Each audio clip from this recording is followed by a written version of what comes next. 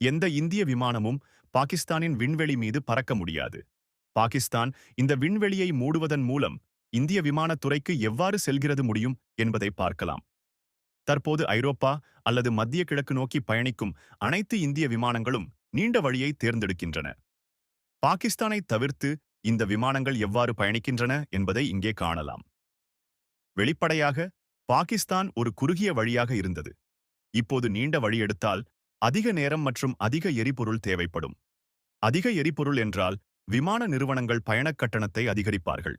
இதை நீங்கள் புரிந்து கொண்டிருப்பீர்கள். மற்றொரு விஷயம், பாகிஸ்தானின் விண்வெளியை பயன்படுத்த விரும்பும் பிற நாடுகளின் விமானங்களுக்கு பாகிஸ்தான் தடை விதிக்கவில்லை. உதாரணமாக, துருக்கியில் உள்ள இந்தியர்கள் இந்தியா திரும்ப விரும்பினால் அவர்கள் எந்த விமானத்தை தேர்வு செய்வார்கள்? துருக்கிஷ் ஏர் பாகிஸ்தான் வழியாக பறக்கும். அல்லது இந்திய விமானங்கள் நீண்ட வழிகள் அவற்றுக்கு லாபம் அளிக்காது. இந்திய விமான நிறுவனங்கள் இண்டிகோ போன்றவை கஜகஸ்தான், உஸ்பெகிஸ்தானுக்கான விமானங்களை ரத்து செய்துள்ளன. ஏனெனில் நீண்ட வழிகள் அவற்றுக்கு லாபம் அளிக்காது. உலகின் மாறும் நிலவரங்களை பின்தொடர சப்ஸ்கிரைப்